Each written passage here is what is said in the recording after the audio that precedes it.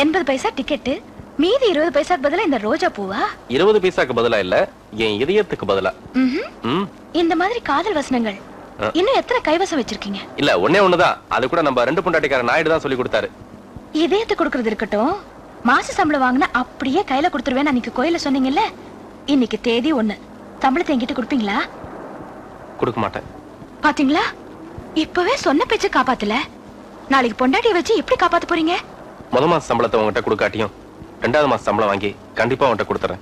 ஏன் முதல் மாச சம்பளத்துக்கு நிறைய கடன் இருக்கா? இல்ல, ஒரே ஒரு கடமை இருக்கு.